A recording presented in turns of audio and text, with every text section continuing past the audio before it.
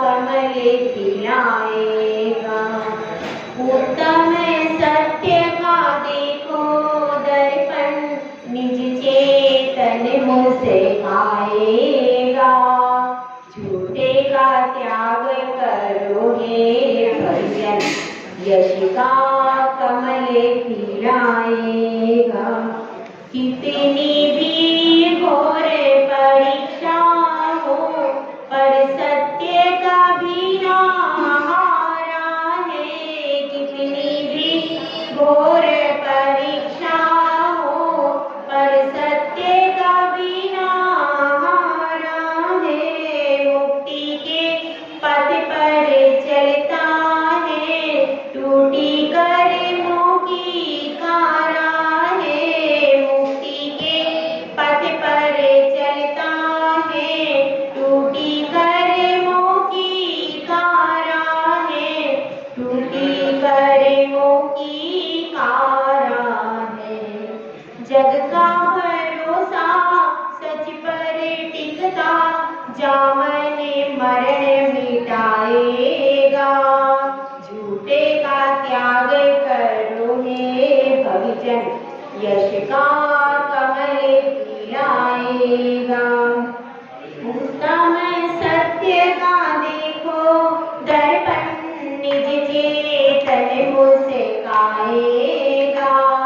झूठे का त्याग करो हे भजन, यश का कमल खिलाएगा। जय बोलिए 1008 श्री शांतिनाथ भगवान की। परम पूज्य आचार्य श्री आदि सागर महाराज की, आचार्य श्री महावीर कीर्ति महाराज की, आचार्य श्री विमल सागर महाराज की, आचार्य श्री तपस्वी सम्राट सन्मति सागर महाराज की, आचार्य गुरुवर सुंदर सागर महाराज की, उत्तम सत्य धर्म की, निर्वाणी माता की,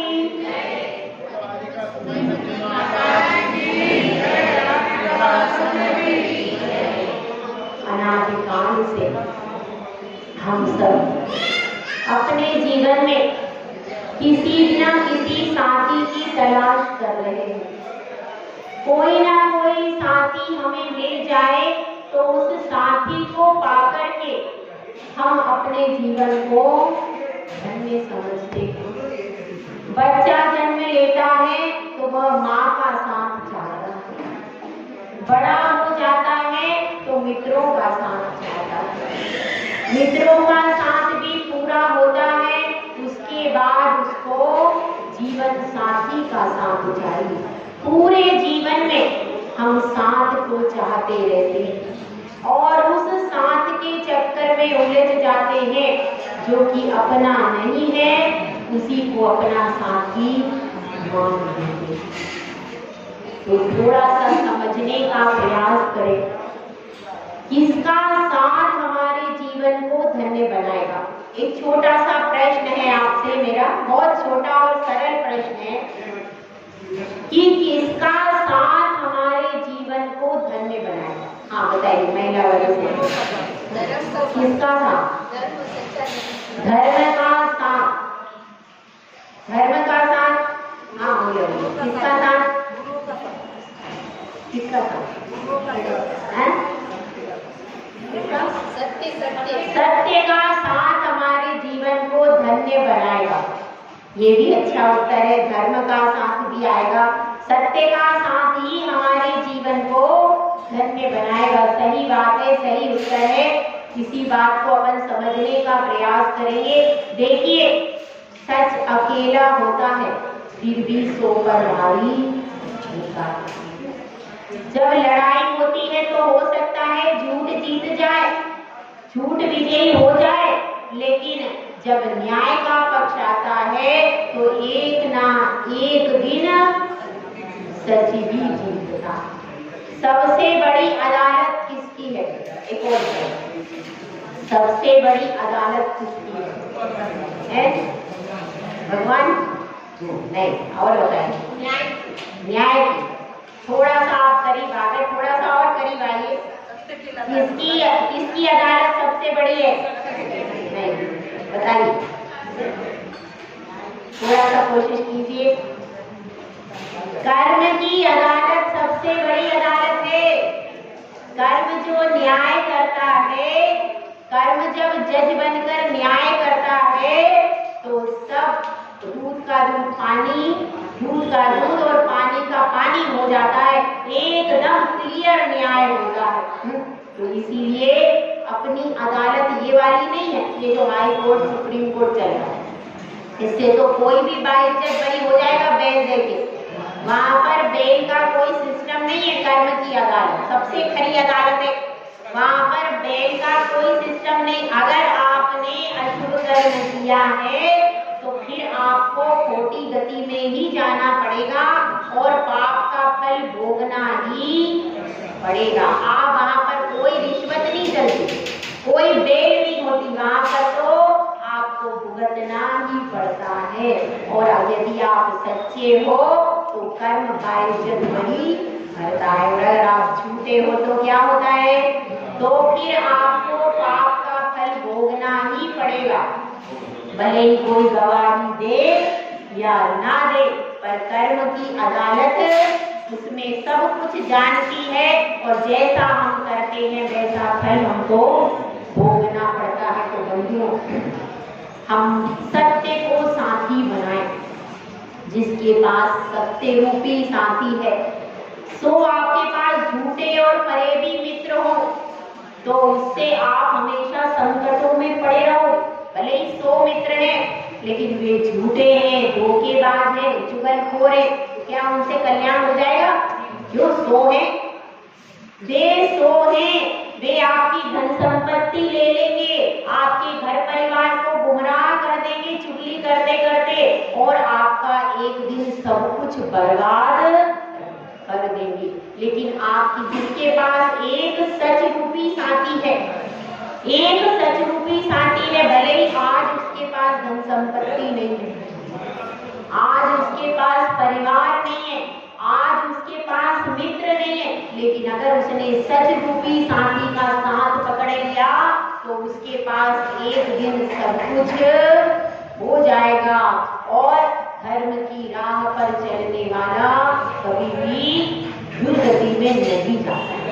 ठीक है, भले ही परीक्षाएं होती हैं लेकिन परीक्षाओं में भी सत्य ही जीतता है। तो अपन सबसे पहले परिभाषा पढ़ते हैं कि सत्य क्या होता है, उसकी परिभाषा क्या है। तो जो हित के लिए कहा जाता है उसे सत्य कहते हैं। क्या पहली परिभाषा है? जो हित के लिए कहा जाता है उसे सत्य कहते हैं। इसका मतलब क्या है? घर में तो सब हमारे हित का कहते हैं, पत्नी भी हित का कहती है, माँ भी हित का कहती है, बच्चे भी हित का कहते नहीं। जो आत्मा के कल्याण के लिए कहा जाता है वह वास्तव में सत्य है। लौकिक कल्याण के लिए कहा जाए तो वो सत्य की श्रेणी में नहीं आता। आगम के अनुसार, आगम के अनुसार जो आत्मा के हित के लिए कहा जाता है वही वास्तव में सत्य है। और क्या परिभाषा है? जो वचन आगम के अनुसार धर्मात्मा पुरुषों के द्वारा बोले जाते हैं वही सत्य। सत्य कौन कहता है? सत्य बोलने का अधिकारी कौन होता है? सत्य बोलने का वास्तविक अधिकारी है अरहंत भगवान। क्यों? क्योंकि सत्य बोलने का कारण सबसे बड़ी है कषाय। जब तक कषाय आपके अंदस में बैठी हुई है तब तक आप कितना ही करोगे, राग द्वेष के वशीभूति होकर के बोलोगे। तो पूर्ण सत्य कौन बोलता है? अरहंत भगवान। अनंत भगवान, क्योंकि 10वें गुण स्थान तक कषाय रहती है और छपक श्रेणी पर चढ़ने वाले व्यक्ति 11वें में नहीं जाते, 12वें से सीधे 13वें में चले जाते हैं। तो जब भगवान की कषाय पूरी नष्ट हो गई, दर्शन मोहनी और चारित्र मोहनी दोनों कर्मों का विनाश हो गया, और उसके बाद जब वे घातिया कर्मों का भी विनाश कर देते हैं, तब उनके द्वारा जो प्रतिपादन होता है वह पूर्ण सत्य है। मतलब पूर्ण सत्य कौन बोलता है?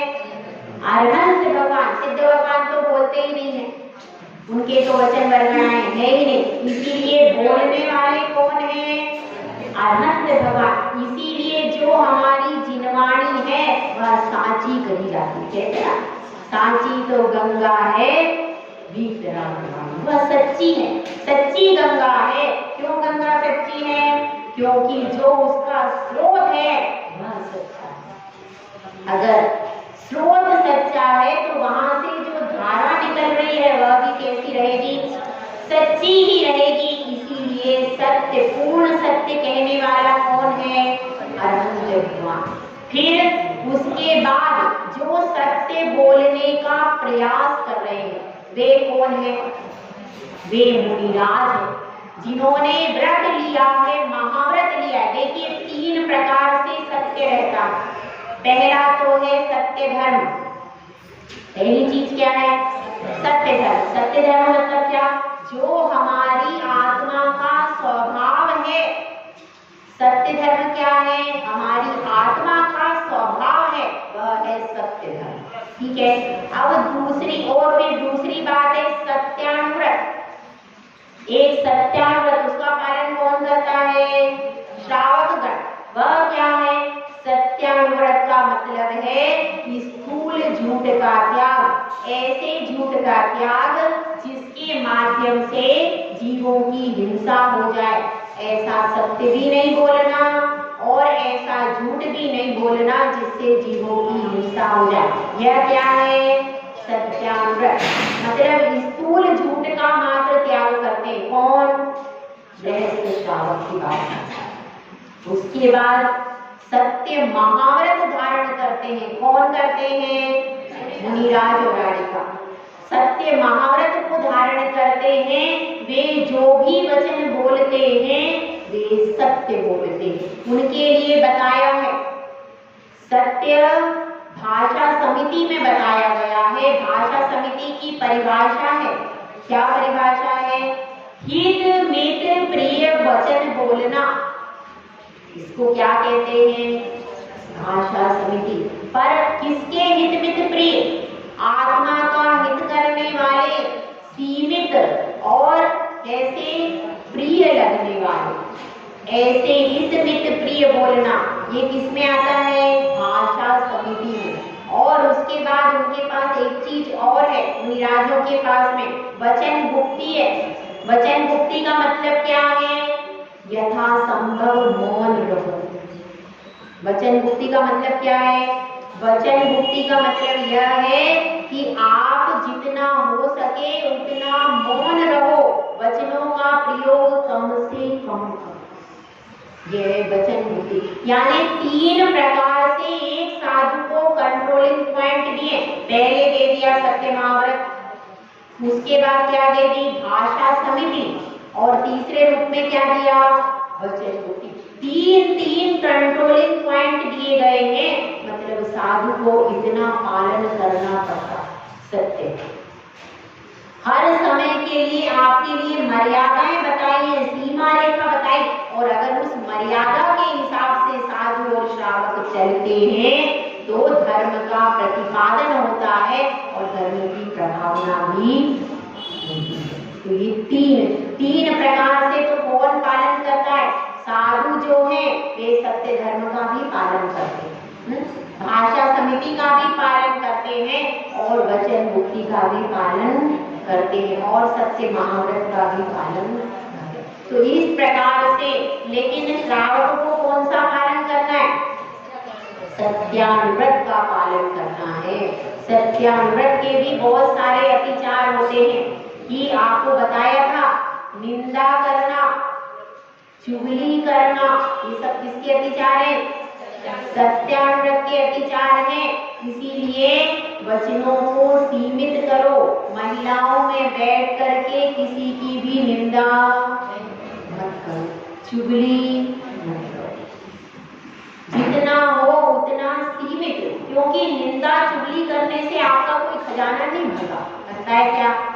लेकिन फिर भी हम करते तो है ना। अगर आप निंदा चुगली आज के दिन मत करना, आज उत्तम सत्य का दिन है, आज के दिन एक दिन छोड़ देना, निंदा और चुगली नहीं करना आज के दिन, आज सत्य धर्म है। जो निंदा और चुगली करते हैं वह सत्य नहीं कहा जाता। इधर की बात उधर करना, लड़ाई करा देना, ये सब सत्य है, यह सत्य की कोटि में नहीं आता। इसीलिए बहुत सारे निंदा और चुगली से बहुत सारा पाप बनता है, आप मानते नहीं हो पर सच ये। इसलिए निंदा, और आज सत्य धर्म का दिन है, महिलाओं को नियम लेना चाहिए। कौन सा? निंदा और चुगली आज नहीं करेंगे। एक दिन तो पालन कर लेंगी महिलाएं, अच्छी रहती है, एक दिन का पालन तो कर लेंगी वो। एक दिन निंदा और चुगली का त्याग आज के दिन के लिए, ठीक है? तो हमको प्रयास करना चाहिए। व्यर्थ में हम बोल बोल करके अपनी रेपुटेशन डाउन कर देते, इसलिए अपनी रेपुटेशन को डाउन नहीं करना है तो कम बोलिए, काम का बोलिए। क्या? कम बोलिए, काम का बोलिए, और तोल तोल कर बोलिए। यही कहता है उत्तम सत्य धर्म कि अपनी वाणी को आपको कैसे बोलना है यह भी सिखाता है। तो उत्तम सत्य की बात अपन ने सुनी। अब अपन समझते हैं कि भाई सत्य से तो हमारा कोई विशेष परिचय नहीं है। परिचय किससे है हमारा? झूठ से बहुत ज्यादा परिचय है, सत्य से अपना परिचय नहीं है। अपन तो सोचते हैं सच बोलेंगे तो संकट में पड़ जाएंगे, ऐसी हमारी मेंटलिटी बन गई। तो परिचय किससे है? झूठ से ज्यादा परिचय है। तो अपन थोड़ा सा पौराणिक आख्यानों की तरफ चलते हैं और विचार करते हैं कि किसने सत्य कहा था या झूठ कहा था। झूठ कहा था तो उसका क्या परिणाम हुआ। सबसे पहले अपन जाते हैं रावण के पास। पद्म पुराण में रावण का चरित्र आता है। उसने सीता से जाकर के क्या कहा? मैं साधु हूँ, मैं भिक्षा लेने आया हूँ। यह सच था कि झूठ था? झूठ था। उसने झूठ बोला कि नहीं? झूठ बोला। तो इस तरह से कितना एक झूठ, ये पहला झूठ था उसका, ये उसका पहला झूठ था कि मैं साधु हूँ, मैं भिक्षा लेने आया हूँ। वास्तव में साधु था क्या वो? तो ये उसका पहला झूठ था। और उस पहले झूठ के बाद उसने फिर लगातार बहुत सारे झूठ और मायाचारी बोलता रहा और अंत में उसी झूठ के जाल में फंस करके उसका मरण हो गया। इसीलिए समझिए, जब भी पाप की शुरुआत होती है, पाप के लिए पहला कदम अगर आप रखते हैं तो क्या करेंगे? झूठ बोलेंगे। सबसे पहले पापी जीव सबसे पहला कदम उठाता है और बोलता है झूठ, पहला झूठ। उसके बाद फिर सारे पापों की शुरुआत होती है। तो इस तरह से आप हर चीज में जाकर देख लीजिए, जब भी कोई पापी से पापी जीव होता है तो सबसे पहले क्या बोलेगा? झूठ। तो इसलिए यदि आपने उसके झूठ को पकड़ लिया तो वही सुधर सकता है, उसके सुधरने के चांसेस हैं। लेकिन अगर आप नहीं पकड़ पाए, नहीं समझ पाए तो आपको किस जाल में कब फंसा देगा आपको पता ही नहीं चलेगा। देखिए, सत्यवादी युधिष्ठिर, धर्मराज युधिष्ठिर कहा जाता था। क्यों कहा जाता था भाई? इसलिए कहा जाता था कि युधिष्ठिर के बारे में प्रचलित था कि वे हमेशा सत्य ही बोलते, कभी भी झूठ नहीं बोलते। जब उनका शिक्षण हुआ और शिक्षण के समय पर द्रोणाचार्य ने उनसे कहा कि कल आपको क्या करके आना है? सत्यम वद, यह पाठ याद करके आना। अब 2 दिन हो गए, 3 दिन हो गए, अब युधिष्ठिर पाठ याद करके ही नहीं आए। अब सबने सुना दिया, सबने दूसरे दिन ही सुना दिया, तुरंत सुना दिया, लेकिन युधिष्ठिर को पाठ याद नहीं हुआ। अब गुरुदेव ने पूछा कि युधिष्ठिर तुम्हारी बुद्धि को क्या हो गया है जो इतना छोटा सा पाठ तुम्हें याद नहीं होता? तो युधिष्ठिर कहते हैं मुझे पाठ तो उसी समय याद हो गया था, लेकिन इसको आचरण में उतार रहा हूँ तो आचरण में अभी तक उतरा नहीं है, इसीलिए मैं पाठ कैसे सुनाऊं? क्योंकि मैं कह दूं यदि सत्यम वद, तो क्या मतलब? सत्य बोलो। जब तक मैं सत्य स्वयं नहीं बोलता तब तक मैं कहूं कैसे? ये था। तो लेकिन इतने पूरे जीवन भर युधिष्ठिर ने सत्य बोला, लेकिन एक बार उन्होंने असत्य बोला, इसके कारण लोकापवाद के कारण बन गए। सोचिए, जो पूरे जीवन भर सत्य का प्रतिपादन करता है, यदि एक बार भी असत्य बोल देता है तो उसका विश्वास समाप्त हो जाता है। देखिए वो कौन सी घटना थी जिसमें युधिष्ठिर ने असत्य बोला। अपन सब चलते हैं महाभारत के रणयुद्ध में। महाभारत का समय है, चारों तरफ कोलाहल मच रहा है, चारों तरफ मार काट मची हुई है, रण क्षेत्र में सब लोग हैं और द्रोणाचार्य सभी पर भारी पड़ रहे हैं। गुरु थे भाई वो, द्रोणाचार्य सभी पर भारी पड़ रहे हैं। ऐसे समय पर एक हाथी मारा जाता है, एक हाथी मारा जाता है और भीम आकर युधिष्ठिर के कान में कुछ कह देता है। युधिष्ठिर मना करते हैं, नहीं नहीं नहीं, मैं असत्य नहीं बोलूंगा, मैंने जीवन भर सत्य का प्रतिपादन किया है, मैं कैसे असत्य बोल सकता हूँ भीम? तो भीम कहते हैं अगर आप असत्य नहीं बोलेंगे तो ये युद्ध हम जीतने वाले नहीं है, क्योंकि द्रोणाचार्य बहुत भारी पड़ रहे हैं और यदि द्रोणाचार्य इसी प्रकार से बली बनते रहे तो हम उनको जीत नहीं सकते, क्योंकि गुरु गुरु होता है और शिष्य शिष्य ही रहता है। पूरी की पूरी विद्या कोई भी गुरु अपने शिष्य को नहीं सिखाता। तो यदि द्रोणाचार्य को हराना है, जीतना है, तो ये मायाचारी या झूठ आपको बोलना ही पड़ेगा। और पूरे सब लोग अगर किसी का विश्वास करते हैं तो केवल किसका करते थे?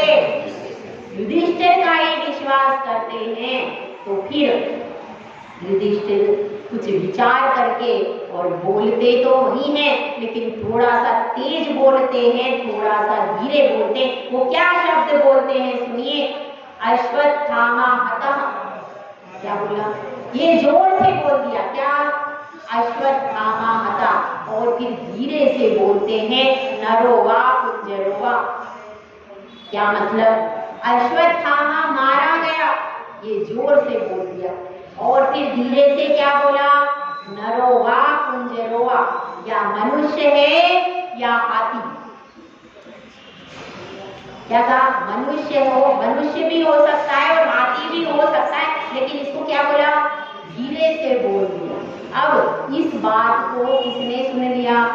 सामने युद्ध करते हुए द्रोणाचार्य ने सुन लिया। क्या सुना? अश्वत्थामा। अश्वत्थामा कौन था?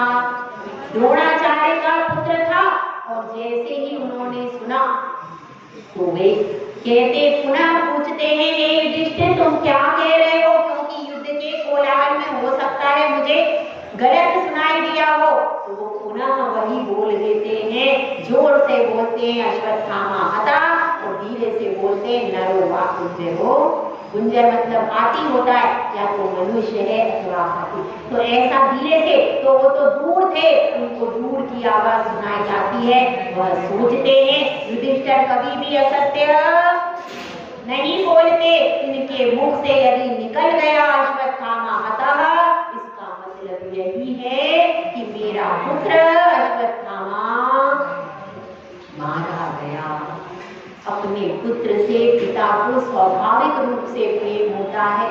विसंगति है हमारे जीवन की कि पुत्र पुत्री माता पिता से प्रेम उतना नहीं करते, लेकिन माता पिता हमेशा अपने पुत्र पुत्री से प्रेम करते ही हैं। तो जैसे ही उन्होंने सुना वैसे ही उनके हाथ से शस्त्र छूट गया।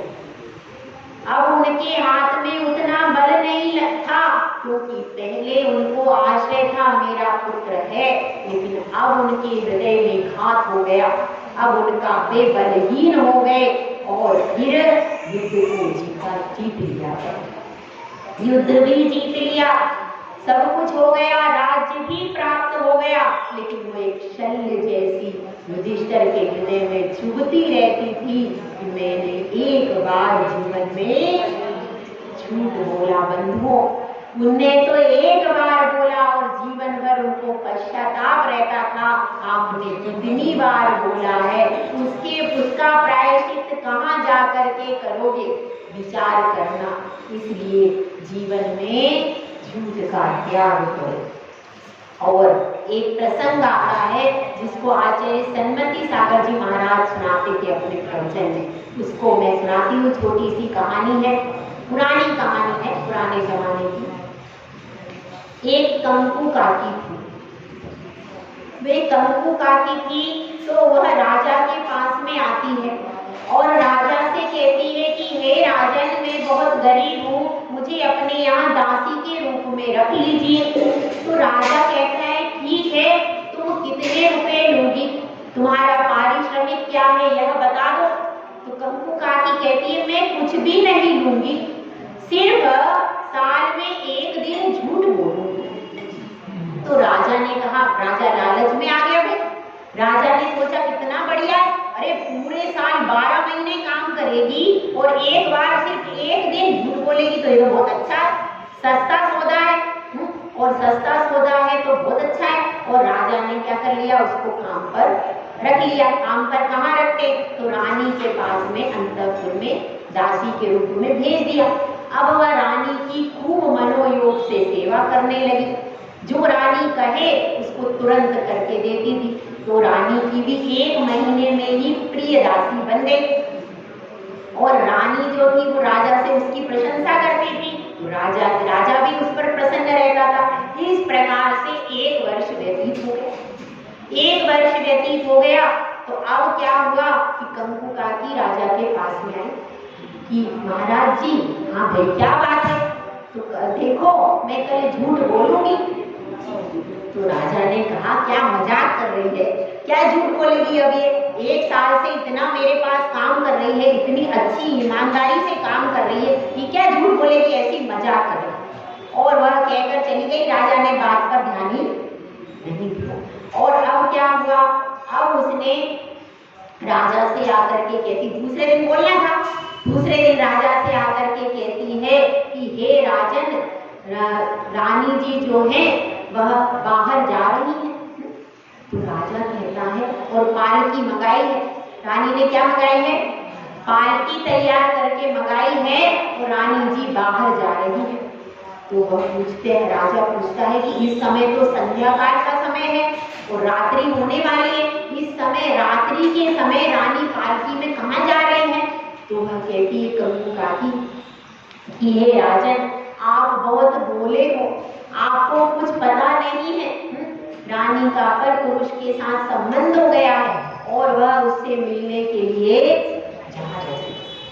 अब राजा क्या करता है, पालकी भी भेज देता है और पीछे पीछे गुप्तचर भी भेज देता और सबको सिखा देता है कि तुम पता करके आना क्या बात। अब पालकी लेकर के सैनिक आकर के उधर से चले राजा के पास से। अब इधर कंकु काकी रानी के पास आती है और रानी को कहती है, रानी जी आपके साथ बहुत धोखा हो रहा है, देखो राजा जी नई रानी ला रहे, क्या बकवास कर रही है। एकदम से रानी चमक जाती है, क्या बकवास कर रही है। तो कंकु काकी कहती है, अरे रानी देखो मैं क्या झूठ बोल रही हूँ, देखो सामने से पालकी चली आ रही है। क्या चली आ रही है, पालकी चली आ रही सामने से, आप खुद देख लो। अब रानी झरोके में से देखती तो पालकी तो आई नहीं थी। तो अब उसको लगता है बात तो कुछ है और वो अपनी शैया पर दास होकर के पड़ जाती है। इधर क्या होता है, इधर अब वह कहती है कि देखो अगर तुम मेरी बात मानोगी तो राजा विवाह करने नहीं जा पाएंगे, कल वो विवाह करने, अभी तो सिर्फ पालकी सजी है, कल विवाह करने के लिए जाएंगे, कल नई रानी लाएंगे, तो तुम अगर एक काम कर दोगी तो नई रानी नहीं आएगी, क्या काम करूं। तो पूछती है कंकु काकी तुम ही बता दो क्या करना है। तो देखो आज रात को जब राजा जी सो जाए तो तलवार से उनकी आधी मूछ काट देना। जब मूछ आधी हो जाएगी तो राजा जी विवाह करने नहीं जा पाएंगे। ठीक है, अब ऐसा सब डिसाइड हो गया। अब राजा क्या हुआ, अब इधर ऐसे ही सुना देते। देखिए फिर क्या होता है कि इधर कंकु काकी राजा के पास आती, कंकु काकी राजा के पास आती है और राजा के पास आकर के राजा से कहती है, देखो रानी के मन में कितना छल है, कितना झूठ है। रानी के मन में क्या है, रानी के मन में छल है। उसने तो यह योजना बनाई है कि आज शाम को राजा जी का काम तमाम कर दूंगी और आप आज सावधान होकर के सोना नहीं, आज रात्रि में देखना वह क्या करूँगी। अब राजा ने भी क्या किया, सोने का नाटक करके आंखें बंद करके पड़ गया, लेकिन पूरा ध्यान रख रहा था क्या कर रही है। और जैसे ही रानी तलवार लेकर के मूंछ काटने को आती है वैसे ही राजा उसका हाथ पकड़ लेता है और उसको मारने के लिए तलवार उसकी गर्दन पर रख देता है। इतने में कंकु काकी आकर के सामने प्रकट हो जाती है और कह देती है, क्षमा करो महाराज, क्षमा करो, मैंने तो आपसे कहा ही था मैं एक दिन क्या बोलूंगी, एक दिन में झूठ बोलूंगी, ये मेरा झूठ था। तो राजा सोचता है, अरे इस एक झूठ से तो क्या होता, आज मेरे द्वारा मेरी ही रानी के प्राण चले जाते। और वह सोचता है जब एक दिन का झूठ इतना घातक हो सकता है तो जो पूरे जीवन भर झूठ बोलते हैं उसका क्या परिणाम होगा, यह हमको विचार करना है। इसलिए सोचिए, अभी भले ही उस झूठ का परिणाम सामने नहीं आ रहा है क्या, नहीं आ रहा। सबसे ज्यादा आपके परिवार में कौन झूठ बोलता है बताइए, सबसे ज्यादा कौन झूठ बोलता है, आप सब जानते हैं। आज की डेट में, आज के माहौल में सबसे ज्यादा झूठ कौन बोलता है आपके परिवार में बताइए,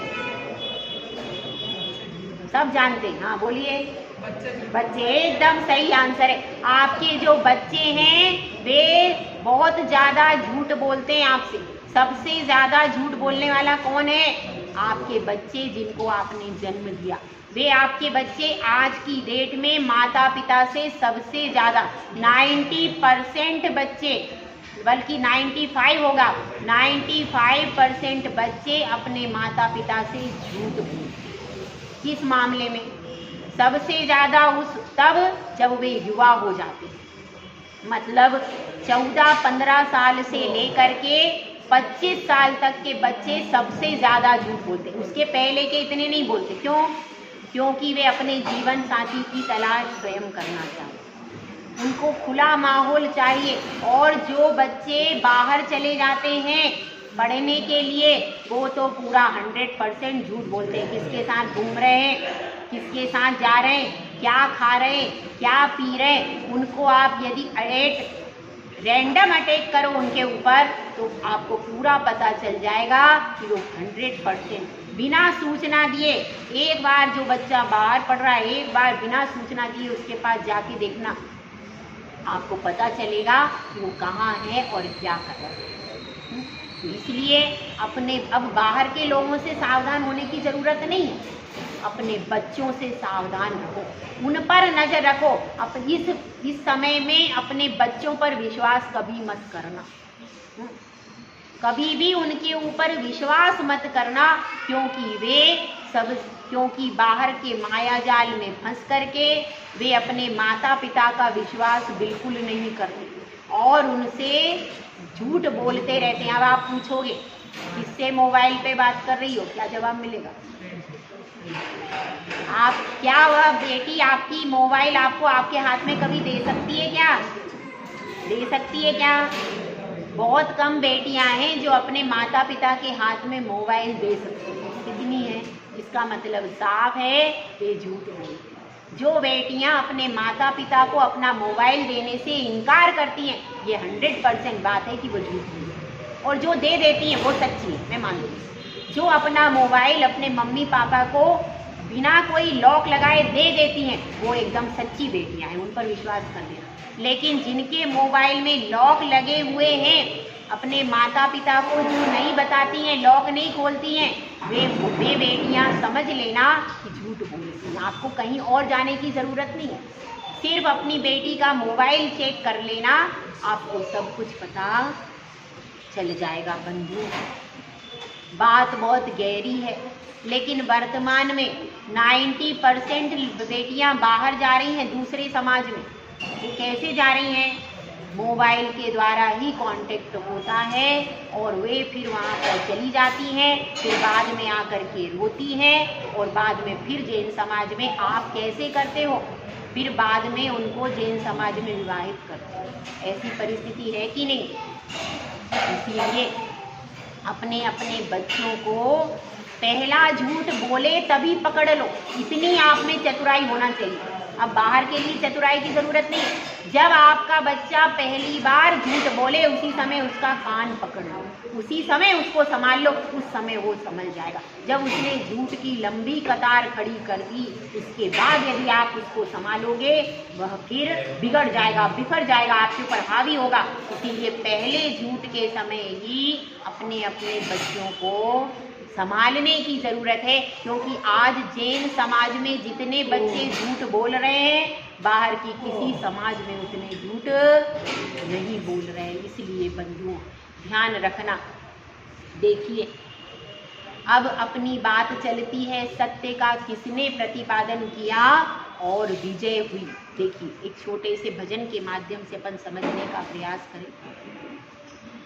ऐसी लागी लगन मीरा हो गई मगन, ऐसी लागी लगन मीरा हो गई मगन। देखिए, वह मीरा जोगन बन करके चली, जोगन बन के चली, उसके मन में केवल भक्ति थी, कोई पाप नहीं था। लेकिन राणा जी कह रहे, यह हमारे राजकुल की मर्यादा नहीं है, वे हमारी महारानी है, विधवा है, और इस तरह से गली गली में जोगन बन के एक तारा लेकर घूम रही है। क्या यह हमारी कुल मर्यादा है? यह कुल मर्यादा को नष्ट कर रही है। इसीलिए लो, यह ले जाओ। क्या ले जाओ? विष का प्याला ले जाओ और उससे कह देना, यही तेरे हरि का प्रसाद है, पी जा इसे। राणा ने विष दिया, मानो अमृत दिया। राणा ने मदीने की जितनी भी परीक्षाएं हुई हैं, वारिश्रेणी की परीक्षा किसने की? स्वयं के पिता राजा श्रीलिंग ने। इस तरह से जितनी भी परीक्षाएं होती हैं, हमारे परिवार और रिश्तेदारों के द्वारा होती हैं। पार्श्वनाथ की परीक्षाएं किसने की? उनका स्वयं का भाई था कमठ। सत्य की परीक्षा होती है। सत्य की परीक्षा देने बाहर कहीं नहीं जाना पड़ता, अपने स्वयं के संबंधी इतने अच्छे होते हैं, वे स्वयं की परीक्षा ले लेते हैं। तो इसलिए लेकिन कहा जाता है, सांस को आँच नहीं आती। सत्य हमेशा जीतता है। जितनी भी परीक्षाएं हुई हैं, उन सारी परीक्षाओं में अगर कोई विजयी हुआ है तो कौन विजयी हुआ है? सत्य ही विजयी हुआ है। इसीलिए जब परीक्षा होती है तो घबराइए मत। भले ही आज संकट नजर आ रहा है, भले ही आज अग्नि का कुंड नजर आ रहा है, लेकिन अगर आप सत्य हो तो वह अग्नि भी एक दिन शीतल जलधार बन जाएगी, एक दिन वह नाग भी हार बन जाएगा। लेकिन कब? जब आप उन्हें धैर्य होगा, जब आप सच पर अडिग रहोगे, तो क्या होता है? वह सारी परिस्थिति अनुकूल हो जाएगी। सत्य धर्म हमारा सबसे ऊंचा, सत्य में जयते। इसीलिए सत्य का प्रतिपादन ही करना है, आगम का ही साथ देना है, सत्य का प्रतिपादन ही करना है। भले ही कोई साथ चले